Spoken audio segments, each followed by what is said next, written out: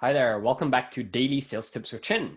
This is part 4 in a 6-part series on sales techniques. We're focusing on the guide framework, which you can use to move a prospect all the way from a lead to a close. Quick refresher, guide stands for greet, understand, inform, discuss, and enrich. In today's video, we'll be focusing on the inform element. Inform is basically where you pitch, showcase, or do your demo. You want to try to leave this off till the end. Make sure you build a good relationship with your customer, really understand their needs before you jump ahead of yourself and start to pitch your solution. So when it comes to pitching, of course, every business is going to be different. Every product is different. Every solution is different. So I can't give you specific advice.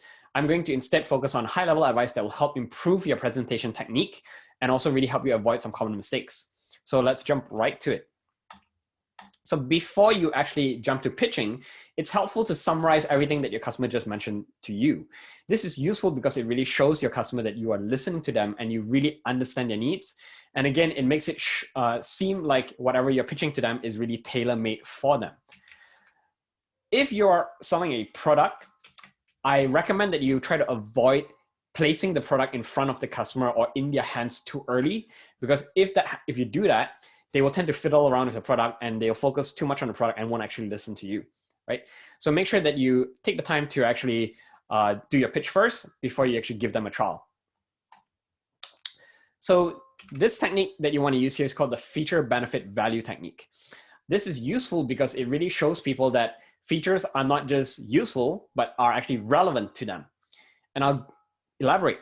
So what happens nowadays is customers actually tend to select companies to go with, or products or brands, because of the values that the brand or company or product represent and what it says about themselves, not just because of the features. I'll give you an example.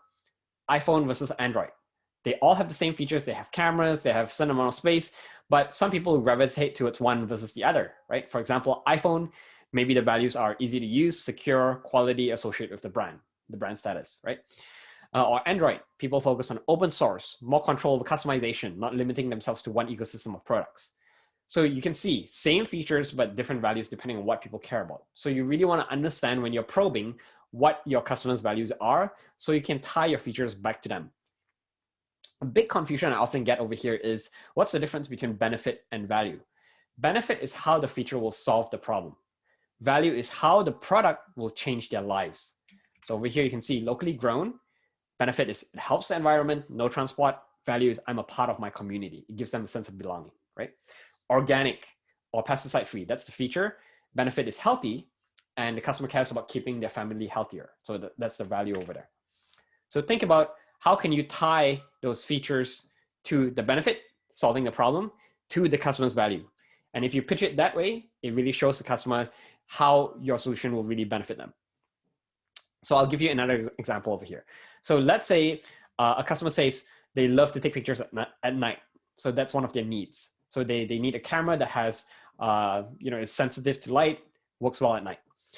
And if I'm pitching, I might say this particular camera has a best delayed shutter feature, which will allow more light to be captured. So that's the feature. Hence allowing you to take clearer pictures at night. That's the benefit. With that, you'll never blotch a valuable nighttime memory ever again. That's the value, right? Make sense? I'll give you another example. So for example, customer says they need to download movies through a torrent at home, for example. So that's a need. So I might say, I think the high-speed broadband package is the best package for you. With that, you get 128 megabytes per second download speed. So that's the feature, which means you can download an average movie in less than 15 minutes. That's the benefit. With that, you'll waste less time waiting and spend more time enjoying. That's the value. Make sense? So try to see if you can tie in those three things together when you are pitching. Another thing to be wary of, if you're still unclear on what value is, the best way of seeing it, or the simplest way of seeing it, is this is Super Fire Mario. Mario gets the flower. When he gets the flower, he becomes Super Fire Mario. He's invincible. He can walk through enemies. He can shoot fireballs. Your product, your solution is the flower. It's not Super Fire Mario. You want to sell Super Fire Mario. People buy you not because of your product. They buy you because of what your product can enable them to do, right? It's in sales, they have this saying, sell them what they want, give them what they need. They want to be Super Fire Mario. They need the flower. You're not selling the need. You're not selling your product. You're selling them the vision of what they can do with your product, right? For example, they also say, don't sell drills, you're selling the hole, right? Doctors, you might see, often tend to prescribe. And what they find is there's high instances of relapsing because people don't want to hear what they need to do.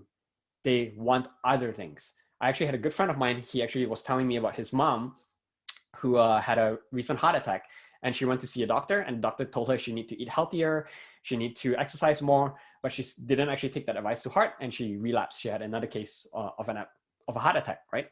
And had the doctor actually, instead of prescribing the need, told her, hey, you want to spend more time with your grandkids? This is what you need to do. If the doctor went that approach, maybe compliance would have been a bit higher. Again, I don't know. But here I'm saying people tend to care more about what they want than what they need. Make sense? So that's basically it for the tips.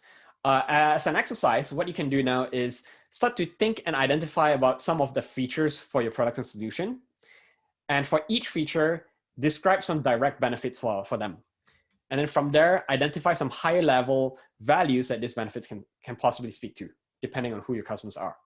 So I hope this video has been helpful for you. If you're interested in this type of videos, feel free to check out my YouTube channel. There's a daily sales tips playlist. Just search my name, Chin Heng Chang. If you have any questions, feel free to shoot me an email or comment down below.